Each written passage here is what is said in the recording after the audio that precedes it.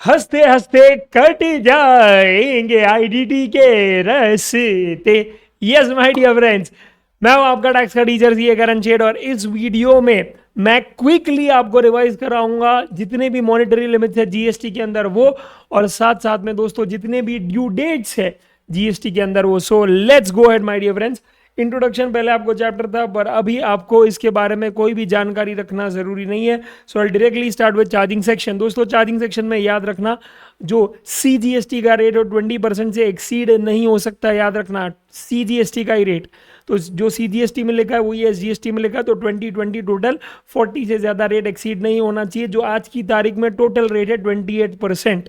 Okay, next दोस्तों supply chapter में बात करते हैं हम लोग with respect to proviso to 71C। Yes दोस्तों, प्रोविजो टू 71C में ओके एक एक्सेप्शन बोला है कि भैया जब भी आज एक एम्प्लॉयर जो है, ओके सिंपल सी बात है, वो अपने एम्प्लॉय को गिफ्ट देता है, पर वो गिफ्ट का वैल्यू होना चाहिए अप टू 50,000 पर एम्प्लॉय पर फाइनेंशियल ईयर। तो उतने तक की अगर गिफ्ट दे रहा है तो दोस्तों वो अगर आप देखेंगे तो सप्लाई ऑफ गुड्स या सर्विस कर रहा है without consideration in the course of business between related person, क्योंकि एम्प्लॉयर एम्प्लॉय रिलेटेड पर्सन की डेफिनेशन में आ जाते हैं। तो ये वैसे 71C में डीम सप्लाई हो सकता था, पर प्रोविजो टू 71C के कारण ये नॉट अ सप्लाई है।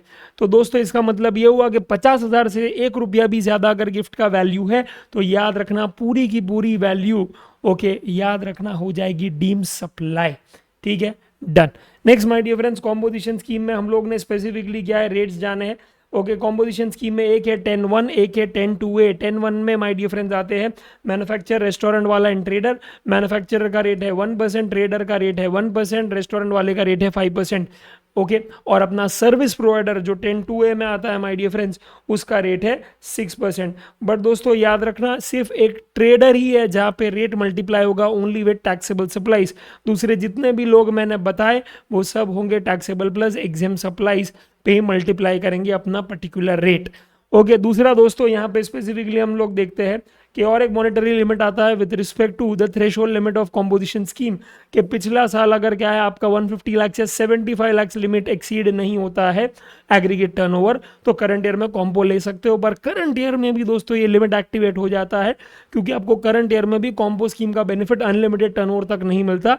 आपको ये my dear friends at any cost 150 lakh से 75 लाख जो भी आपको लिमिट एप्लीकेबल होता है तब तक ही आप ले सकते हो।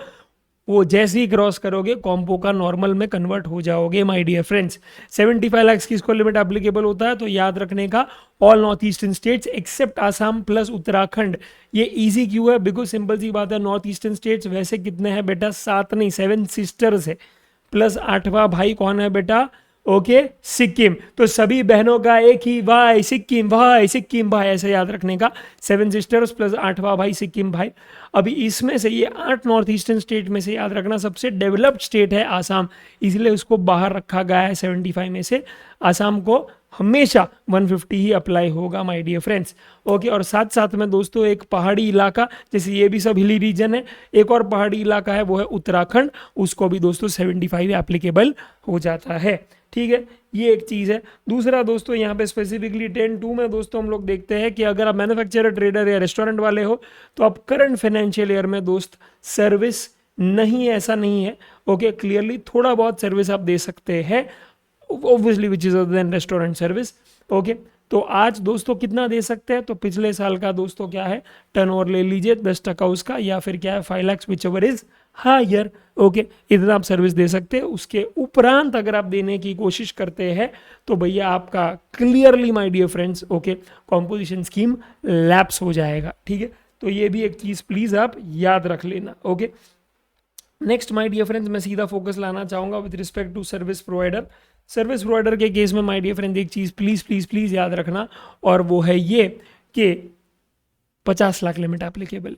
तो आप सर्विस प्रोवाइडर हो, कॉम्पो स्कीम लेना चाहते हो, ले लो भैया। पूरे इंडिया में कहीं पे भी सर्विस दे रहे हो 50 लाख का लिमिट ही एप्लीकेबल हो जाएगा। Next, tax invoice, debit note, credit note. सबसे पहले आता है 31(3)(b माय डियर फ्रेंड्स, जहां पे स्पेसिफिकली बात बोली है with respect to consolidated tax invoice. Yes my dear friends, यहाँ पे 3 कंडीशन इंपॉर्टेंट है। आप बेसिकली ये रिटेलर के लिए निकाला गया था कि जहाँ पे value of supplies less than 200, okay, recipient क्या है, इनवॉइस मांगेगा नहीं, और रिसीपेंट हमेशा होगा अनरजिस्टर्ड।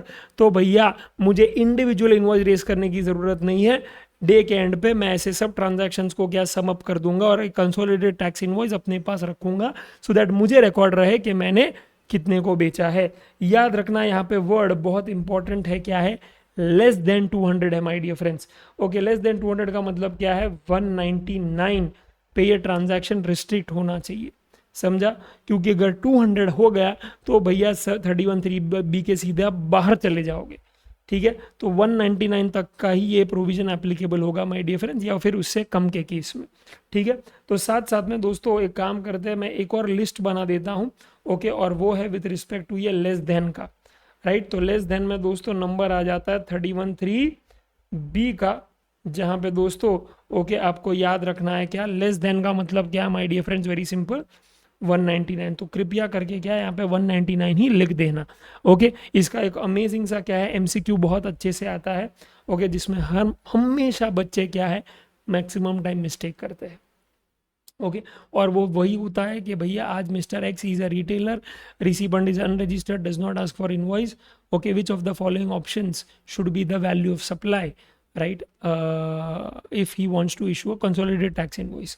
तो वहाँ पे दो ऑप्शन होते हैं, एक होता है 150, एक होता है 200। मैक्सिमम बच्चे 200 लेते हैं, which is wrong, it should be 150 because 150 is less than 200, समझा? यस। पर अपने को दिखाई क्या देता है, सिर्फ नंबर, उसके आगे पीछे क्या लिखा है वो नहीं दिखाई देता, बिकॉज हम लोग है क्या बेटा, दिखाई तो हमको भी देता है, पर एक्चुअली हम लोग भी क्या है, okay, we are blind people only बेटा, okay, blind with 2 eyes my dear friends. हमको आगे पीछे का अरे तेल लगाने का है, अपन ब्लाइंडर्स पहन के ही क्या है चीज़ें को ऑब्जर्व करते हैं, तो प्लीज़ ये मत करना गाउटी पीपल्स, ओके? चलो आ जाओ 31(3)(a) की बात करते हैं, ओके, रिवाइज टैक्स इनवॉइस। यहाँ पे याद रखना दोस्तों, अगर यहाँ पे रिसीपेंट आपका दोस्तों अगर अनरजिस्टर्ड है और इंटरस्टेट सप्लाई कर रहे हो where the value of supply is more than 2.5 lakhs, तो भैया आप consolidated revise tax invoice issue नहीं कर सकते, आपको बाकायदा इंडिविजुअल इनवॉइस इशू करना पड़ेगा, रिवाइज टैक्स इनवॉइस इशू करना पड़ेगा, ठीक है? ई इनवॉइस का दोस्तों 5 करोड़ का टर्नओवर है, 2017-18 से लेके अब तक कोई भी फाइनेंशियल ईयर में 5 करोड़ तूने एक्सीड कर दिया my dear friends, in case of what, in case of B2 bit, okay, B supplies, तो definitely my dear friends, okay, याद रखना, ओके, आपका अरे बोलो ना भाई, yes, okay my dear friends, clearly invoice issue हो जाना चाहिए। तो याद रखना आपको एग्रीगेट टर्नओवर फाइंड आउट करना है of registered person, okay, 5 crore का, ठीक है? तो डेफिनेटली क्या है याद, अच्छा तो याद रखना 5 करोड़ में सिर्फ B2B सप्लाईज नहीं लेना है, आप एग्रीगेट टर्नओवर में सब ले लो भाई, B2B, B2C, exam, taxable, export, सब ले लो भाई, सब कचरा पट्टी ले लो आप। एग्रीगेट टर्नओवर में सब जो जो आता है ना, all types of outward supply, वो सब ले लो आप, ठीक है? यस, बस GST मत ले लेना, इनवर्ड सप्लाई मत लेना जहाँ RCM आता है, ओके, वो सब मत लेना, जो प्रिंसिपल्स नॉर्मली एग्रीगेट टर्नओवर में होता है ना वो ले लेना बस, ठीक है? बस याद रखना कि एक बार एप्लीकेबल हो जाए तो सिर्फ B2B में ही इनवॉइस इशू करना है, B2C में नहीं करना, बस इतना ध्यान रखना, ठीक है? नेक्स्ट, डायनामिक QR कोड का कितना लिमिट है दोस्तों, 500 करोड़, इसका 5 है, इसका 500 है, okay? Next is 31(3)(e), okay, तो 31(3) रिफंड में बचा, ओके, अच्छा ये वाला पार्ट काट दो जरा फटाफट से, इसका कोई महत्व नहीं, ठीक है, माय बैड। यहाँ पे बस इतना याद रखना है कि भैया आप इनवॉइस में दोस्तों अगर आपका टर्नओवर क्या है, ओके, 5 करोड़ से ज़्यादा है, तो आप B2B सप्लाईज में एंड B2C सप्लाईज में 6 HSN कोड के डिजिट डाल सकते हैं, और अगर आपका दोस्तों क्या है अप टू 5 करोड़ से, okay, aggregate turnover is up to 5 crore, तो भैया B2B में 4 और B2C में 4, और वो भी क्या है ऑप्शनल है, ठीक है? यस, तो 8 में से ऊपर 4 और नीचे 6 चाहिए बॉस अपने को, ठीक है, डन। ये आपको MCQ के परस्पेक्टिव से आ सकता है फ्रेंड्स, ओके? नेक्स्ट क्या है, नेक्स्ट इज 31(2). तो 31(2) में दोस्तों सर्विसेज के केस में आपको पता ही इनवॉइस 30 डेज के अंदर रेस हो जाना चाहिए from the date of completion of service, yes. और दोस्तों 45 डेज किसके लिए, इंश्योरेंस कंपनी, बैंक और NBFC, okay? Continuous supply of service में याद रखना, अगर रिकरिंग बेसिस पे आप सर्विस दे रहे हो मोर देन 3 months. ओके, तो definitely my dear friends, simple सी बात है, क्या हो जाएगा, अरे बोलना बंधु, अरे बोलना बंधु, कंटिन्यूस सप्लाई ऑफ सर्विस हो जाएगा. Okay, next. Okay, time of supply my dear friends, time of supply के केस में क्या हो जाएगा, वेरी सिंपल. ओके, सेम ही चीज़ है यहाँ पे. 30 डेज के अंदर क्या है, अगर आ जाता है, इनवॉइस रेज हो जाता है तो सही, इनवॉइस रेज हुआ तो इनवॉइस या क्या है, payment which ever is earlier. 30 days के बाद हुआ तो भैया date of completion of service और date of payment which ever is earlier. ठीक है, डन. अच्छा, इसमें ये 1000 वाला पॉइंट क्या है, बहुत इंपॉर्टेंट है कि आपने दोस्त अगर फॉर एग्जाम्पल ओके पेमेंट ज़्यादा कर दिया है, और कितना ज़्यादा कर दिया है, ओके ज़्यादा कर दिया है but not more than 1000 rupees. यानी अगर 4800 बिल था तो आपने 5000 भर दिया, 4500 बिल था तो आपने 5000 भर दिए. तो किसी में एक्सेस 200 था, किसी में एक्सेस 500 था, पर वो 1000 से ज़्यादा नहीं होना चाहिए. यानी कि अगर 4000 का बिल है तो अगर ओके 5100 कर दिया आपने, विच इज़ वेरी अनलाइकली, पर कर दिया, तो फिर मैं जो बोलने जा रहा हूँ, जो जाने वाला हूँ, वो एप्लीकेबल नहीं होगा. नॉर्मल जो इनवॉइस और payment which ever is earlier वाला होता है, यहाँ वाला वही अप्लाई हो जाएगा. ठीक है, तो यहाँ पे दोस्तों सिंपल सी बात है, टाइम ऑफ सप्लाई हमेशा आएगा क्या, date of invoice okay of the next tax period. यानी कि सिंपल सी बात है, अगर अप्रैल का दोस्तों इनवॉइस रेज हुआ है 4800 पे, और मैंने पेमेंट भूल से कर, माने रिसीपर ने पेमेंट बेसिकली कर दिया है 5000 का, तो जो 200 रुपया आया है as advance against the next bill, right. आप याद रखना, वहाँ पे DOI और DOP which ever is earlier करके 200 को टाइम ऑफ सप्लाई नहीं बनाओगे आप. ठीक है, आप पूरा का पूरा क्या है, नेक्स्ट मंथ का जो बिल आएगा, लेट्स से नेक्स्ट मंथ का बिल इज 2000. ठीक है, तो वो 200 2000 का ही पार्ट ऐसा समझा जाएगा. ओके, और है ऐसा बिकॉज नेक्स्ट टाइम आप पेमेंट 1800 का ही करोगे. ठीक है, तो पर फिर भी याद रखना 2000 का पूरा टाइम ऑफ सप्लाई कब आएगा, जब उसका इनवॉइस रेज होगा, और वो होगा in the month of May. ठीक है, यस, दैट्स इट. तो ये चीज़ क्या है, प्लीज़ याद रखना. ओके, इसमें यही चीज़ क्या है, बस बतानी थी आपको. नेक्स्ट क्या है my dear friends, value of supply. इसमें फॉरेक्स एजेंट के केस में माय डियर फ्रेंड्स याद रखना, अगर अप टू 1 लाख रुपीज़ है, राइट, तो सिंपल सी बात है, आपका हो जाएगा okay deemed value of supply कितना, 250 रुपीज़, या फिर 1% of the value of currency exchange. More than 1 lakh है, पर अप टू 10 लाख है दोस्तों, तो क्लियरली 1000 प्लस ओके 1% का आधा 0.5% of value of currency exchange exceeding 1 lakh, क्योंकि 1 लाख तक का हिसाब लग गया, इसीलिए यहाँ पे 1000 लिखा है. एंड नेक्स्ट इज 10 लाख के ऊपर, तो दोस्तों क्लियरली ओके 1 लाख का भी हिसाब लग गया है. ओके 10 लैक्स माइनस 1 लाख 9 लाख का भी हिसाब लग गया है. ओके, क्योंकि इसीलिए यहाँ पे 1000 प्लस 4500 आ रहा है. और फाइनल जब क्या है, अमाउंट एक्सीडिंग 10 लैक्स है, उसमें हम लोग लेंगे, ऊपर कितना था 1%, नीचे है 0.1%, उसका 10%, ऐसा समझ लो. ठीक है, ये या फिर 60,000 विच एवर इज लोअर. ठीक है, तो आज मिनिमम याद रखना 250 चार्ज होगा और मैक्सिमम 60,000. ठीक है, ये चीज़ याद रखना, ये दोनों लिमिट ही दी है उन्होंने. Okay, done. और याद रखना ये वैल्यू ऑफ सप्लाई है, इसके ऊपर फिर GST लगेगा. ठीक है, डन. 32(3) है दोस्तों, उसमें सिंपल सी बात है, डोमेस्टिक है तो 5%, इंटरनेशनल है तो 10% ऑफ बेसिक फेयर, और बेसिक फेयर में कभी भी कोई GST नहीं आता. ओके, 32(4) में भी दोस्तों याद रखना, लाइफ इंश्योरेंस के केस में माय डियर फ्रेंड्स मैं सिर्फ बात करना चाहता हूँ.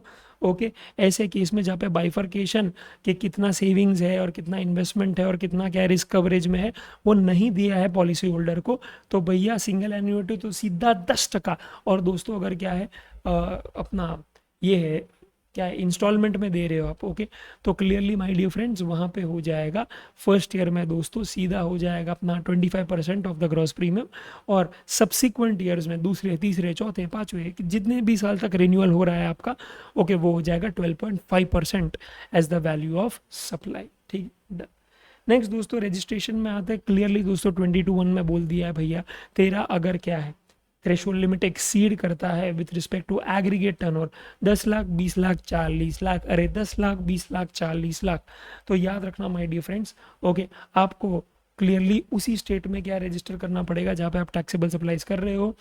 20 लाख सबके लिए एप्लीकेबल है, 10 लाख 4 स्टेट ही आएगा, MMT नागालैंड, अरे MMT नागालैंड, मणिपुर मिजोरम त्रिपुरा नागालैंड, अरे मणिपुर मिजोरम त्रिपुरा नागालैंड. ओके, और 40 लाख तभी एप्लीकेबल होगा जब आप एक्सक्लूसिवली क्या exclusively my dear friends goods ही बेच रहे हो, सब्जी। ओके, और याद रखना माय डियर फ्रेंड्स, ये किस केस में नहीं होगा, compulsory registration 40 lakh not applicable, voluntary registration not applicable. Main ये दो याद रखने हैं। कौन से टाइप के गुड्स बेच रहे हो याद रखना, इसमें सेम वो कॉम्पो वाले ही गुड्स है, राइट। बस यहाँ पे एरेटेड वाटर्स नहीं है, ठीक है, दैट्स इट। दूसरा वही पान मसाला, टोबैको, आइसक्रीम है, और वो फ्लाई एश ब्रिक्स वाला पूरा टेबल आ जाता है, ठीक है। और यहाँ पे दोस्तों याद रखना, all north eastern state except Assam में 75 लाख सेम था, प्लस वहाँ पे उत्तराखंड था, यहाँ पे उत्तराखंड, तेलंगाना, पुडुचेरी है। Okay, yes. तो मैं ऐसे ही याद दिलाता हूँ कि जब पासवर्ड भूल जाते तो क्या आता है, OTP, और यहाँ पे बेटा UTP। Okay, Uttarakhand, Telangana, Puducherry. Okay, simple है यार, इसमें लॉजिकली बहुत सिंपल है। टी से तेलंगाना क्यों, अभी नया स्टेट बना है भाई, 2-3 साल हुआ, माँ कसम, राइट। अरे उसको कहाँ से दे दोगे आप 40 लाख, पागल है क्या, साला कोई रजिस्टर ही नहीं करेगा। ओके, और पुदुचेरी ऑब्वियसली बेटा पी से 2 ही है, एक पुदुचेरी एक पंजाब है, पंजाब को तो नहीं होगा बेटा, अरे वहाँ पे तो खेत खलियान है, माँ कसम। दूसरा दूसरा इनकम होता है अलग, समझ गए होंगे आप। ओके ओके, मजाक कर रहा हूँ बेटा, पंजाबी जो भी स्टेट्स है वहाँ पे, ओके, सीरियसली मत लेना इसको, ठीक है, चिल करो भाई। ओके, हाँ, अच्छे मूड में पढ़ना। ओके, चलो मजाक करते रहता हूँ, ठीक है। पुदुचेरी ही होगा, दूसरा और कौन सा होगा, ठीक है। नेक्स्ट, सेक्शन 24 में दोस्तों स्पेसिफिकली बात कर रहा था मैं, okay, with respect to goods, right. तो बात हो रही है अगर interstate supply of taxable goods, ये वेरी इंपॉर्टेंट, टैक्सेबल गुड्स। अगर बात हो रही है दोस्तों यहाँ पे हैंडीक्राफ्ट गुड्स की या फिर ऐसे नोटिफाइड गुड्स की जहाँ पे द प्रीडोमिनेंट नेचर दोस्तों किसका है, हैंड का है, क्या बेटा, हैंड का है, समझा, यस। तो भैया एग्जेम्पशन आपको 20 लाख या 10 लाख, और याद रखना 20 लाख या 10 लाख ही होना चाहिए। ओके, तो आज यहाँ पे 40 लाख का लिमिट कोई काम का नहीं, क्यों, क्योंकि 40 लाख का limit with in the state अगर आप सप्लाई कर रहे हो इंटर स्टेट तो ही काम का है। ओके, अगर इंटर स्टेट सप्लाई कर रहे हो तो वैसे ही पहला कंपलसरी रजिस्ट्रेशन में आते हो। उसमें एक्सेप्शन क्रिएट किया है कि इंटर स्टेट है पर हैंडीक्राफ्ट है या फिर नोटिफाइड गुड्स है, जिसका प्रीडोमिनेंटली आप क्या है, बाय हैंड बना रहे हो गुड्स को, तो फिर क्या है, एग्जेम्पशन मिलेगा अप टू 20 लाख या 10 लाख। तो अप टू 20 लाख या 10 लाख ही होगा, क्योंकि जब वो एक्सीड करेगा 20 लाख तो कंपलसरीली फिर उसे रजिस्टर करना पड़ेगा, बिकॉज वो इंटरस्टेट सप्लाई कर रहा है हैंडीक्राफ्ट गुड्स का, और उसने थ्रेशोल्ड लिमिट अभी क्रॉस कर दिया है।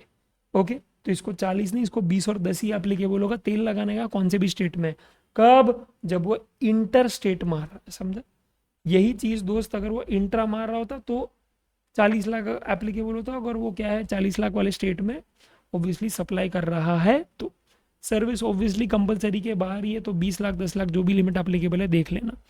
ओके, पेमेंट के केस में दोस्तों इंटरेस्ट का रेट पहले 2 रेट हुआ करता था, 18 और 24, अभी सिर्फ है 18। ओके, तो ये चीज़ याद रखना। नेक्स्ट माय डियर फ्रेंड्स, बात कर रहे हैं हम लोग specifically with respect to e ledgers. तो इसमें ये 10,000 वाला पॉइंट चाहिए आपको कि भैया मनी कैन बी इन्फ्यूज्ड वैसे through NEFT, debit card, credit card, UPI, ये सब है बराबर, पर दोस्तों याद रखना कैश, चेक और DD के थ्रू भी आप ट्रांसफर कर सकते हो पैसा। ये आप पैसा दे दो शेड्यूल्ड बैंक को, वो आपके क्या है GST अकाउंट में माय डियर फ्रेंड्स डाल देंगे, ठीक है। बस याद रखना 10,000 पर मंथ पर चालान है। ओके, बस ये लिमिट याद रखना, ये बहुत ज़रूरी है दोस्तों, ठीक है। नेक्स्ट दोस्तों हम लोग बात करते हैं रूल 86A की, जहाँ पे स्पेसिफिकली बोला है कि गवर्नमेंट को अगर रीज़न टू बिलीव है कि तूने जो ITC लिया है वो फ्रॉडुलेंट नेचर का है माँ कसम, तो भैया तेरा ITC का जो क्रेडिट लेजर उसमें डेबिट ही नहीं होने देगा। अरे डेबिट ही नहीं होने देगा तो मतलब क्या है फिर वो ITC का, नॉनसेंस। तो आज बस बोला है up to 1 crore, 1 crore to 5 crore, more than 5 crore. नीचे शुरू कहाँ से होगा, असिस्टेंट डिप्यूटी, उसके ऊपर कौन है बेटा, एडिशनल जॉइंट, उसके ऊपर कौन है, कमिश्नर, तेरा बाप, समझा, यस। हायरार्की समझा था बेटा मैंने, यस। ओके, तो ये चीज़ है, ये याद रखना प्लीज, ठीक है, डन। कमिश्नर या प्रिंसिपल कमिश्नर, ठीक है, डन। नेक्स्ट दोस्तों रूल 86B की बात करें दोस्तों, तो यहाँ पे भी याद रखना दोस्तों, बोल दिया है कि सिर्फ टैक्सेबल सप्लाईज, ये बहुत इंपॉर्टेंट है दोस्तों। टैक्सेबल सप्लाईज में वैसे जीरो रेटेड सप्लाई इंक्लूड हो जाता है, पर यहाँ पे वो भी अलाउड नहीं है। जीरो रेटेड और एग्जेम्प्ट दोनों को बाहर निकालो, जिसपे GST रेट लगता है वही साला क्या है इसके अंदर डालना, which should exceed more than 50 lakh per month. तो उस मंथ में 86B आप अप्लाई करवा देना, ठीक है, जहाँ पे आउटपुट टैक्स का सिर्फ 99% आईटीसी आप ले सकते हो। ओके, तो आईटीसी अगर ज़्यादा आउटपुट टैक्स है तो भैया ऐसा नहीं है कि क्या है not payable, 1% of output tax तो फिर भी आपको ई कैश लेजर के थ्रू पे करना पड़ेगा, करना पड़ेगा, करना पड़ेगा। बस याद रखना आप इन एक्सेप्शन में फंस ना जाओ मेरे बंधु। ओके, उसमें भी क्या है 1-1 लाख का लिमिट है दोस्तों। ओके, तो आज पहले वाले केस में करता, फॉर एग्जाम्पल आप क्या है प्रोपराइटर हो, करता हो, मैनेजिंग डायरेक्टर हो, एनी ऑफ द 2 पार्टनर्स हो, होल टाइम डायरेक्टर हो, मेंबर ऑफ मैनेजिंग कमिटी है, बोर्ड ऑफ ट्रस्टीज है, okay, have paid more than 1 lakh as income tax in each of the last 2 financial years. याद रखना 1 लाख है और last 2 financial years, तो भैया क्या है सिंपल सी बात है 86 भी अप्लाई नहीं होगा। दूसरा, वे registered person has received refund of more than 1 lakh in preceding year, यहाँ पे प्रीसीडिंग 2 ईयर्स नहीं है, वो यहाँ पे है सियापा, यहाँ पे सिर्फ प्रीसीडिंग ईयर है। ओके, ऑब्वियसली दोस्तों with respect to zero rated supply या फिर क्या आईडीएस, तो फिर डेफिनेटली यहाँ पे भी माय डियर फ्रेंड्स आप एक्सेप्शन में आ जाओगे, रूल 86 भी आपको अप्लाई नहीं करेगा। ठीक है, नेक्स्ट दोस्तों बात करते हैं हम लोग आईटीसी की। तो 17(4) में स्पेसिफिकली बोला गया है कि भैया देखो हमको तो पता है बैंक एग्जाम सप्लाई भी दे रहा है, टैक्सेबल भी दे रहा है, अभी आपको फालतू का रूल 42 43 के झमेले में नहीं पड़ना है। तो भैया सीधा क्या है जो भी आपका ITC of input service capital goods flat ले लो, सीधा 50 तोला नहीं बेटा 50%। ओके, और दूसरा 50% को कुर्बानी कर दो। ओके, लैप्स हो जाएगा माय डियर फ्रेंड्स। नेक्स्ट क्या है, बात करते हैं दोस्तों इस बात की कि भैया आज एक्सिस बैंक है माय डियर फ्रेंड्स, याद रखना वो कर लेगा क्या। ओके, उसको 100% आईटीसी मिल जाएगा अगर वो अपनी ही बिरादरी यानी कि अपने ही दोस्तों क्या है बैंक से सर्विस लेता है माय डियर फ्रेंड्स। ओके, 17(5) में दोस्तों अगर हम लोग स्पेसिफिकली बात करें तो याद रखना यहाँ पे मॉनेटरी लिमिट आता है कि भैया मोटर व्हीकल, कौन सा, पैसेंजर व्हीकल जिसका seating capacities up to 13 passengers including driver, ये बहुत इंपॉर्टेंट है। 13 पर्सनस में याद रखना ड्राइवर भी आ जाता, ठीक है, यस, तो 13 लोग गाड़ी में चाहिए अपने को, ड्राइवर उसके अंदर आ जाए। ओके, उतने तक है तो नहीं मिलेगा आईटीसी, उसके ऊपर आता है। ओके, 14 लोग है फॉर एग्जाम्पल, तो आज अगर 13 पैसेंजर्स है और एक ड्राइवर तो 14 जन हो गए वो, ठीक है, तो उसका सीटिंग कैपेसिटी 14 माना जाएगा। तो भैया ये ऐसा केस तो 17(5) में आता ही नहीं, मिल जाएगा आईटीसी, ठीक है, पर अप टू 13 है तो नहीं मिलेगा आईटीसी, ये चीज़ याद रखना। ओके, अच्छा नेक्स्ट क्या है आईटीसी में दोस्तों के बात हो रही है विथ रिस्पेक्ट टू 18(1)(c). तो 18(1)(c) में माय डियर फ्रेंड्स बस इतना याद रखना 18(1)(c) है या फिर 18(1)(d) है, जहाँ पे बोला गया है कि भैया कैपिटल गुड्स में आईटीसी लेना, पर लेने कैसे, आईटीसी -5% पर क्वार्टर और पार्ट ईयर ऑफ। इसको अगर आपको जानना है कंप्यूट कैसे करना है please refer to my ITC Q&A, बहुत बढ़िया तरीके से किया है, इतना कॉन्फिडेंस आ जाएगा आपको कि आपको लगेगा भाई साहब आईडीटी के लिए तैयार हो, क्योंकि एक समय ऐसा बेटा मैंने नहीं छोड़ा आईटीसी में जो पूछा जा सकता है और वहाँ पे नहीं है। पूरा पेपर माँ कसम लिख के रखना साले, पूरा पेपर तेरे को ऐसा लगेगा हलवा है साला, सब करवाया सर ने, रिवीजन में साला सब करवाया है, तो फिर इनका अगर लेक्चर लेंगे तो क्या ही होगा, and you will fricking feel the difference, and I am telling you that अगर तूने कर लिया ना भाई जितना मैंने करवाया, खत्म गेम, खत्म खत्म खत्म, आ जा। Okay, next reversal of ITC, यहाँ पे भी याद रखना। ओके, सेकेंड हैंड मशीनरी तू बेचने निकला है, आईटीसी -5% पर क्वार्टर और पार्ट देर ऑफ, या फिर transaction value multiply by rate of tax which ever is higher. ठीक, नेक्स्ट रिटर्न्स के केस में माय डियर फ्रेंड स्पेसिफिकली मैं बात करना चाहूँगा पहली केस में GSTR 1 के केस में, जहाँ पे स्पेसिफिकली बोला गया है कि आज अगर B2C सप्लाई तू कर रहा है दोस्तों, ठीक है, उसमें इंट्रा है तो चलो कंसोलिडेटेड है, पर इंटर में दोस्तों invoice value is okay up to 2.5 lakh, तो भैया स्टेट वाइज कंसोलिडेटेड डिटेल डालेंगे, पर अगर मोर देन 2.5 है तो भैया आपको डालनी पड़ेगी इनवॉइस वाइज डिटेल्स। ठीक है, नेक्स्ट QRMP स्कीम में याद रखना दोस्तों 5 करोड़ का लिमिट है। पिछले साल अगर क्या है aggregate turnover up to 5 crore था, तो करंट ईयर में आप क्लियरली QRMP स्कीम ले सकते हो। QRMP का फुल फॉर्म है quarterly return monthly payment, quarterly return monthly payment, तो पेमेंट मंथली चलता रहेगा पर रिटर्न आप क्वार्टरली ही फाइल करेंगे। ठीक है, नेक्स्ट दोस्तों बात करेंगे with respect to late fees section 47। Okay, तो यहाँ पे दोस्तों मैं सिर्फ इतना बोलूँगा 1 या 3B दोस्तों याद रखना, अगर आपने नील रिटर्न फाइल किया है या आपका 3B में लायबिलिटी ही नील है, ओके, कुछ पेएबल ही नहीं है, तो गवर्नमेंट ने बोला 10 रुपया प्रतिदिन या 250 विच एवर इज लोअर, ठीक है, ये मैक्सिमम गवर्नमेंट आपको चार्ज करेगा, ठीक है, डन। नेक्स्ट दोस्तों बोला है क्या 1 और 3B के केस में जब लायबिलिटी आएगा तो गवर्नमेंट ने बोला है देख अप टू 1.5 है, उसके ऊपर अप टू 1.5 तो खत्म का हो रहा है ये 5 पे, तो नेक्स्ट क्या होगा 1.5 से 5 और उसके ऊपर क्या होगा मोर देन 5, सिंपल, यस, ठीक है। नेक्स्ट दोस्तों क्या करेंगे हम लोग, यहाँ पे 25 रुपया प्रतिदिन, 25 रुपया प्रतिदिन, 25 रुपया प्रतिदिन, मेजर डिफरेंस है मैक्सिमम लिमिट, ओके, तो कम मॉनिटरी लिमिट होगा ऊपर, ओके, कम टर्नओवर होगा तो उसका कम, उतना कम ही मैक्सिमम लिमिट होगा, तो भैया 1000, 2500, 5000, समझा, तो इसका 2.5x और इसका 5x, ऐसा सी, ओके, यस, तो 1000, 2500, 5000, ठीक है, डन। नेक्स्ट दोस्तों अगर 47.2 है एनुअल रिटर्न की बात करें तो भैया यहाँ पे भी याद रखना, okay, up to 5 crore, 5 crore to 20 crore, more than 20 crore, ठीक है। नीचे क्या था अप टू 1.5, 1.5 से 5 और फिर यहाँ पे मोर देन 5, और एनुअल रिटर्न में क्या है देख, यहाँ ये जहाँ पे खत्म होता है यहाँ से ये शुरू होता है, ऐसा ले ले, मज़ा आएगा, मज़ा आएगा, ओके, क्योंकि इसको रिलेट करना भी बहुत ईजी है। देख ये तो क्या है हर रोज़ का चीज़ है, वो साल में एक बार करना है आपको, साल में एक बार, तो भैया सिंपल सी बात है जहाँ पे ये ख़त्म होगा वहीं पे एनुअल रिटर्न शुरू होगा, क्योंकि वैसे भी ये नेक्स्ट ईयर करना पड़ता है, ठीक है, ऐसे याद रखो, कुछ आप कुछ भी याद रखो यार, तरीका बता रहा हूँ बस मैं, ओके, तो 5 करोड़ पे रुकेगी नहीं, शुरू होगी, तो 5 करोड़ से फिर अरे बोलो लल्ला बोलो, यस, 4 गुना, ठीक है, दैट इज क्या माय डियर फ्रेंड्स 20 lakhs और 20 करोड़ और फिर 5 to 20 more than 20 my dear friends, okay, yes. 20 भी कैसे याद रखो 47.2 है ये, 47.2 है तो 2 for 20 CR, ठीक है, डन। तो आज लेट फी है 25, 50, 100, ठीक है, डन। और आपका जो टर्नओवर है वो है 0.02%, 0.02%, 0.25%,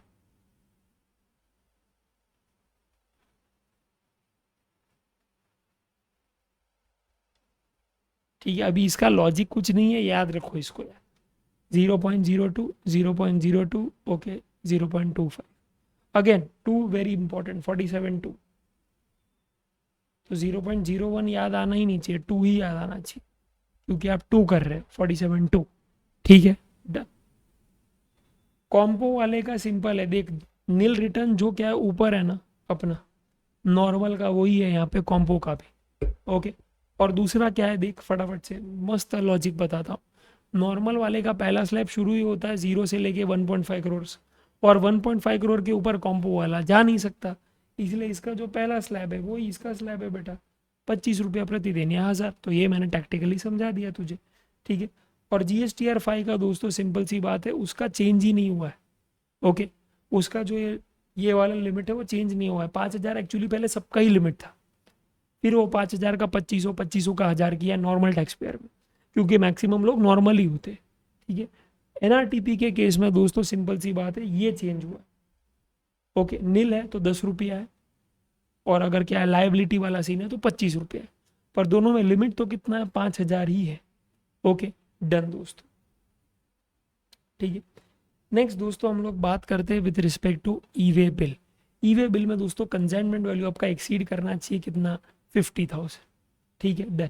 और कंसाइनमेंट वैल्यू ऐसा केस है जहाँ पे टैक्सेबल सप्लाईज के साथ साथ आप GST भी लेते हो, ठीक है, डन। अदरवाइज दोस्तों आप TDS का कॉन्ट्रैक्ट वैल्यू लो एक्सक्लूडिंग GST, या value of supply low section 15 का एक्सक्लूडिंग GST, ऑलवेज, ठीक है, डन। अच्छा दूसरा याद रखना my dear friends part B के केस में, कि पार्ट बी अगर दोस्तों क्या है आपको फर्निश नहीं करना, उसके बिना ही ई-वे बिल जनरेट कर देना है, तो इंश्योर करना consignor's place of business to transporter's place of business is within the state up to 50 kilometres, और transporter's place of business up to consignee's place of business is within the state up to 50 kilometres. तो भैया B details furnish या update करने की ज़रूरत नहीं है, नहीं है, नहीं है। ओके, याद रखना अगर कंजाइनर ने क्या है ई वे बिल जनरेट किया है तो कंजाइनी को वो एक्सेप्ट करना पड़ेगा within 72 hours of the generation. Okay, या basically details available to him on common portal या फिर the date of delivery of goods. Okay, which ever is earlier. अच्छा, वैलिडिटी क्या है दोस्तों, सिंपल सी बात है, ओडीसी या मल्टी मॉडल शिपमेंट। ओके, तो एक दिन वैलिडिटी रहेगा अगर आपको कवर करना है 20 किलोमीटर, और हर 20 किलोमीटर जब क्या है 1 किलोमीटर एक्सीड होगा और पार्ट देर ऑफ, तो आपका एक दिन और बढ़ जाएगा। नेक्स्ट, ओडीसी के केस में वही लिमिट है 200 किलोमीटर। अच्छा, cases where e way bill will not be generated, तो यहाँ पे भी दोस्तों याद रखना अपने प्लेस ऑफ बिजनेस से ओके वेइंग ब्रिज अगर आपका है विद इन 20 किलोमीटर्स तो आपको ई वे बिल जनरेट करने की ज़रूरत नहीं है। ओके, टू एंड फ्रो, तो फैक्ट्री से वेइंग ब्रिज, वेइंग ब्रिज से फैक्ट्री। वेइंग ब्रिज क्या है, जहाँ पे आप अपना ट्रक खड़ा करते हैं और ऑब्वियसली क्या है वेट करते हैं, तो उसमें से जो भी वेट आया लेट्स से 100 किलो और पता चला क्या ट्रक का for example let's say 50 kilo है, तो 50 किलो आपके गुड्स का वैल्यू है। ठीक है, ऐसे करके क्या है वहाँ पे वेट निकाले जाते हैं। नेक्स्ट माय डियर फ्रेंड्स, बात कर रहे हैं हम लोग इसकी एग्जेम्पशंस।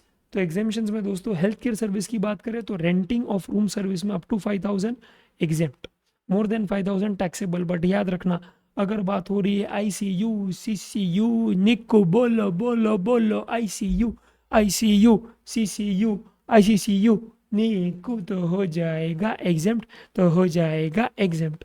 ओके, यहाँ पे there is absolutely no monetary limit my dear friends. Okay, done. Okay, next दोस्तों बात करते हैं motor vehicle giving on hire. तो आज अगर आप नॉर्मल पेट्रोल डीजल वाला मोटर व्हीकल भाड़े पे देना चाहते हो स्टेट ट्रांसपोर्ट यूनिट को, एग्जेप्ट है। याद रखना seating capacity is more than 12 passengers. Okay, that is 13 passengers plus. तो वहां पे था अप टू, मोटर व्हीकल खरीदा है up to 13 passengers including driver, no ITC. और यहाँ पे बोला कि मैंने भाड़े पे चढ़ा है गाड़ी जिसमें मिनिमम 12 नहीं 13 जन है। कितने बेटा, 13। तो 12 याद मत रखो, 13 याद रखो, 13 या 13 से ज़्यादा तो डेफिनेटली एग्जेम्पशन मिल जाएगा। अच्छा, दूसरा याद रखना नीचे अगर इलेक्ट्रिक व्हीकल है और वो आपने किसी लोकल अथॉरिटी को दिया है तो भी वो एग्जेम्प्ट हो जाएगा। Okay, yes.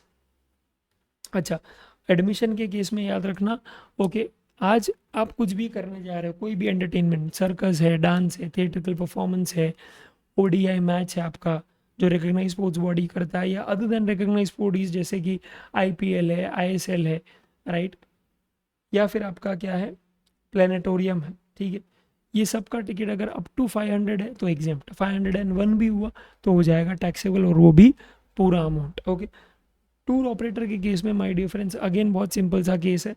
अगर आपका 10 दिन का टूर है और आपने 7 दिन विदेश में बिताया है और 3 दिन इंडिया में बिताया है, टूर पैकेज का अमाउंट है 1 लाख। तो याद रखना 1 lakh multiply by 7 days divided by 10 days हो जाएगा 70%, यानी कि 70,000 यहाँ पे।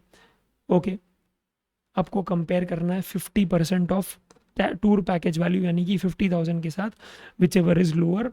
तो आज सिंपल सी बात है, अगर थोड़ा इंडिया थोड़ा आउटसाइड इंडिया होता है तो मैक्सिमम 50% आपको एग्जेम्पशन मिलेगा, उसके ऊपर टैक्सेबल हो जाएगा। डजेंट मैटर कि आपने 10 में से 9 रातें ही बाहर क्यों ना बिताई हो। ठीक है, एक रात भी इंडिया में बिताइए, तेल लगाने का मैक्सिमम 50% ही एग्जेम्पशन मिलेगा। ठीक है, नेक्स्ट।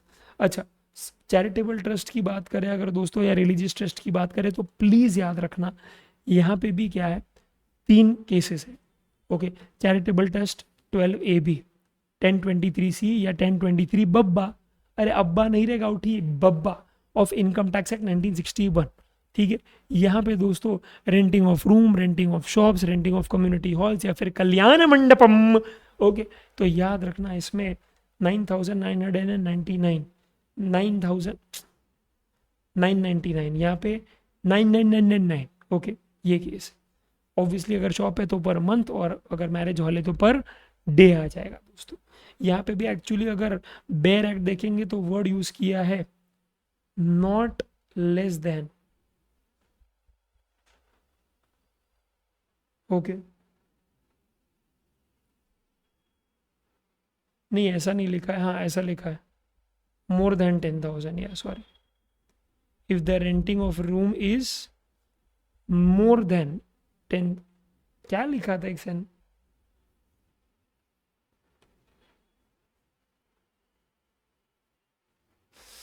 मैं कंफ्यूज हो गया, रुक जाओ, कंफ्यूज एज इन वो लैंग्वेज याद नहीं आ रहा है, अरे क्या था।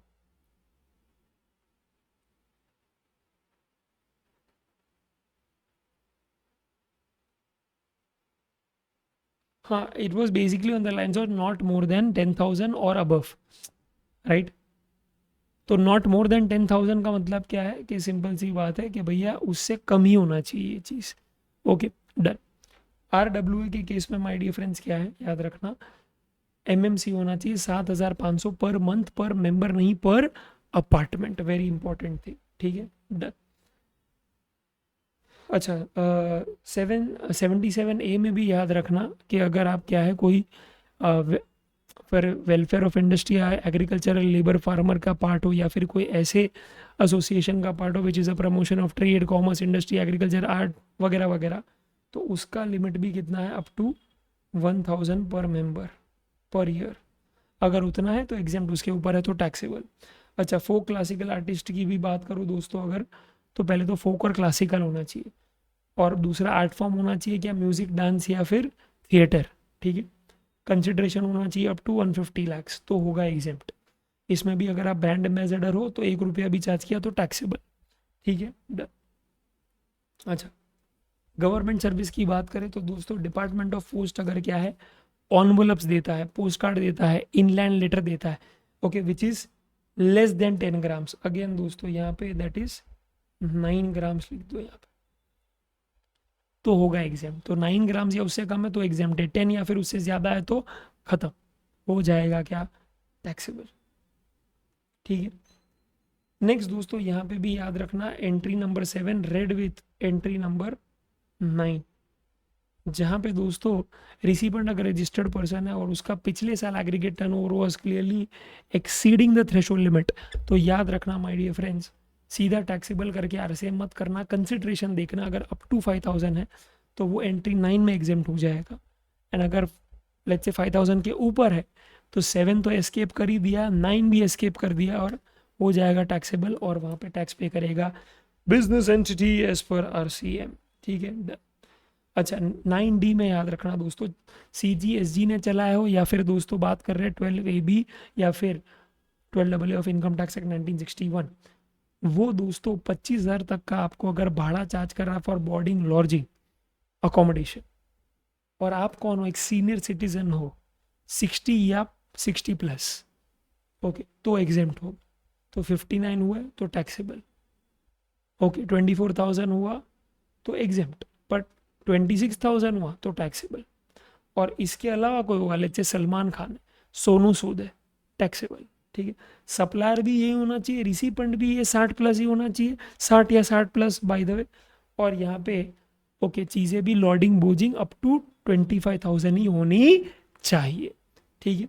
अच्छा, इसमें एक और क्या है एंगल है दोस्तों, मैं सीधा क्या है बताना चाहता हूँ आपको, जो मेरा एक्चुअली रह गया है, ओके, लेट्स से एक चैरिटेबल ट्रस्ट है अंडर सेक्शन 12AB, और वो स्किल डेवलपमेंट या एजुकेशन प्रोग्राम कर रही organise for okay people who are not less than 65, sorry, I am so sorry, people who are more then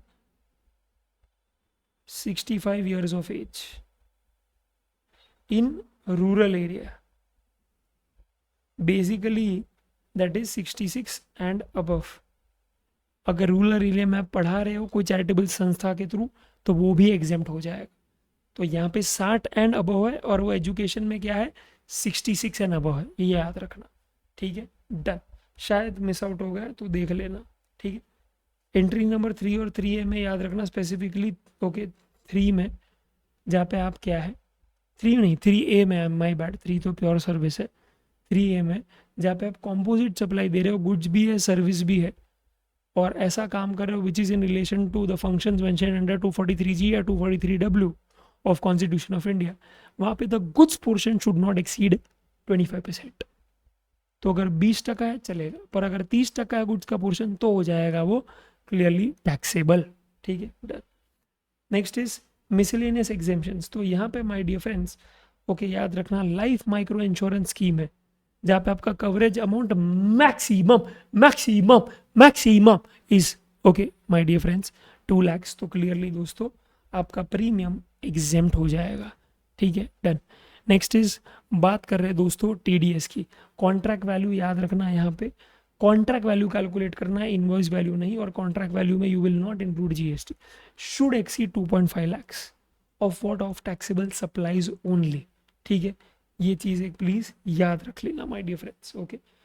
and clearly दोस्तों 5 दिन में आपको, जैसे आपने टीडीएस काट के जमा कर दिया, 5 दिन में आपको टीडीएस सर्टिफिकेट भी देना पड़ेगा, ठीक है, डन।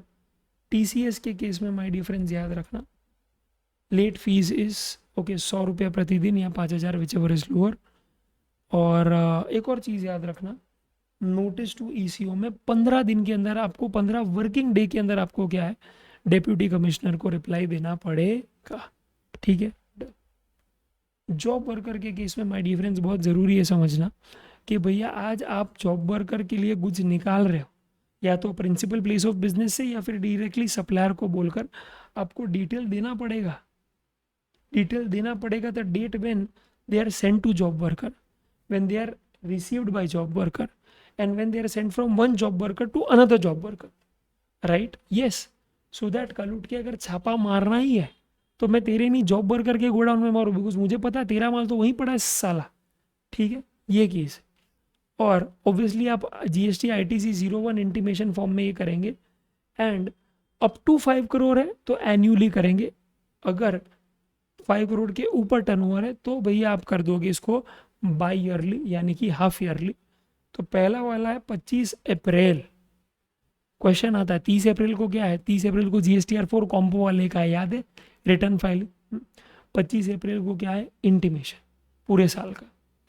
पर अगर 5 करोड़ के ऊपर है तो एक तो 25 अप्रैल है, ये दूसरा क्या है 25 अक्टूबर, मई जून जुलाई अगस्त सितंबर अक्टूबर, 6 महीने बाद, समझा, यस, ऐसे याद रखो। Okay next is appeals and revision में दोस्तों याद रखना, ओके अगर आप अपेलेट अथॉरिटी से, अपेलेट एजुकेटिंग अथॉरिटी से अपेलेट अथॉरिटी में अपील कर रहे हैं तो प्री डिपॉजिट आपका है 100%, आप एडमिटेड लाइबिलिटीज पे चले जाओ, okay, with respect to tax interest penalty. But जो डिस्प्यूटेड है वो 10% ऑफ डिस्प्यूटेड टैक्स अमाउंट जमा करना है, और my dear friends 25 crore which ever is lower, ठीक है। अमेंडमेंट में ये आया है दोस्तों कि अपील के रिलेशन में 25% ऑफ पेनल्टी जमा करना पड़ेगा। Next appellate authority to appellate tribunal, दोस्तों जब आप ये जर्नी लेते हो तो यहाँ पे भी फुल टैक्स पे करो, इंटरेस्ट पे करो, पेनल्टी पे करो जो एडमिटेड है, पर जो डिस्प्यूटेड टैक्स है उसका सिर्फ करो 20% या फिर 50 crore which ever is lower my dear friends, ये मैक्सिमम लिमिट है, ठीक है, और ये सिर्फ CGST का कंपोनेंट है, ठीक है, डन। हाई कोर्ट और सुप्रीम कोर्ट के केस में pre deposit 100% of the disputed tax dues करना पड़ेगा, ठीक है, डन, दैट्स इट, ओके। और याद रखना यहाँ पे 180 डेज के अंदर clearly my dear friends you can go for an appeal, ठीक है, डन। अच्छा एक और चीज़ याद रखना दोस्तों, ऑर्डर एट 80, यहाँ पे रेक्टिफिकेशन वाला अगर सीन होता है तो 3 महीने के अंदर दोस्तों ये रेक्टिफाई हो जाना चाहिए। कौन सी मिस्टेक, वही mistake which is apparent from record, okay. अच्छा रिविजनल अथॉरिटी के केस में याद रखना, हम कोई भी वो ऑर्डर जो which is subject to appeal और which is decided in appeal वो हम लोग नहीं लेंगे भाई, क्योंकि अपील ने ऑलरेडी क्या है अपने ड्यू कोर्स में बता दिया होगा क्या करना है, अभी रिविजनल अथॉरिटी उसमें टांग नहीं अड़ाएगा, ठीक है। बट याद रखो मैटर उसके अंदर है क्या 4, और सिर्फ एक ही रेज हुआ था अपील में, 3 दूसरे बाकी है, तो उसके रिलेशन में रिवीजन हो सकता है, पर कब तक, वो डिमांड ऑर्डर का दोस्तों ऑर्डर आया वहां से 1 साल या फिर my dear friends 3 years from the date of initial order which ever is later, ठीक है। तो एजुकेटिंग अथॉरिटी जब पास किया था ऑर्डर वो वहाँ से 3 साल, या फिर अभी ये अपील डिस्पोज हुआ है वहाँ से 1 साल, विच एवर इज लेटर कर देना, ठीक है, डन। अच्छा, अपेलेट अथॉरिटी के अपेलेट ट्रिब्यूनल के केस में पहले कुछ अलग था, अब कुछ अलग है। ओके, अब दोस्तों सिंपल सी बात है, पहले नेशनल बेंच था, अब प्रिंसिपल बेंच है, ठीक है। तो अब दोस्तों यहाँ पे सिचुएशन कुछ ऐसा है, दो चीज़ें डिस्कस करनी है, दो नहीं तीन एक्चुअली। अगर मेमोरेंडम ऑफ क्रॉस ऑब्जेक्शन है तो 45 डेज के अंदर फाइल कर दो। दूसरा लिमिट है 50,000 और 50 लाख। अगर आपका ओके केस का जो स्टेक है वो 50 लाख है, अप टू 50 लाख है, तो इसमें तो सिंगल मेंबर जज ही डिसीजन दे देगा, ठीक है। इसे चार चार लोगों की क्या है कमेटी रखने की ज़रूरत नहीं है, ठीक है। और 50,000 के केस में ये बोला है कि अगर आपका ओके टैक्स का जो डिफरेंस है या जो आईटीसी है, राइट, ये चीज़ें पढ़ो, बहुत इंपॉर्टेंट है। ओके, अमाउंट ऑफ टैक्स और आईटीसी और डिफरेंस इन टैक्स और डिफरेंस इन आईटीसी, ओके, और फाइन और फीस और पेनल्टी अगर 50,000 को एक्सीड नहीं करती है तो भैया ये केस भी मैं लूंगा या नहीं वो मेरे डिस्क्रिप्शन पे मैं चूज करूँगा। मैं इसको रद्द भी कर सकता हूँ। किसको? ऐसे चिंदी विंदी केस को। कौन? ठीक है, done. Okay, appellate tribunal. Okay, ये चीज़ आप प्लीज़ याद रखना। और इसका ये सब इंडिविजुअल लिमिट है, यानी फॉर एग्जांपल अगर आईटीसी का अमाउंट है 40,000 एंड लेट्स से फाइन का अमाउंट है 60,000 फॉर एग्जांपल, रैंडमली ऐसे, तो इसको 1 लाख मत गिनना, इसको ऐसे गिनना कि this is less then 50K, this is more then 50K, hence यहाँ पे आप डिसमिस नहीं कर सकते ये केस को, ठीक है। पर अगर ये भी दोस्त होता क्या 30K, तो भले ही टोटल मिला के वो 70K है, तो ऐसा नहीं बोल सकते हो कि 70K इज एक्सीडेड 1 लाख, नहीं नहीं, क्योंकि आपने इंडिविजुअली नहीं देखा।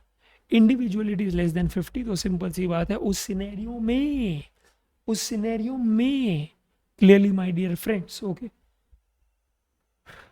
आपका डिस्क्रिप्शन है कि आपको अगर वो केस लेना है तो लो, मत लेना है तो रफा दफा करो, फालतू टाइम नहीं अपेलेट ट्रिब्यूनल के पास इतना सारा, ठीक है। तो दोस्तों यहाँ पे हम लोग खत्म करते हैं all the monetary limits my dear friends with respect to GST, बेटा GST, ठीक है, डन। अब इसके बाद दोस्तों शुरू करते हैं due dates, okay, of GST। all the due dates of GST my dear friends, right from the charging section up to my dear friends miscellaneous provisions, okay, let's go my dear friends, let's go।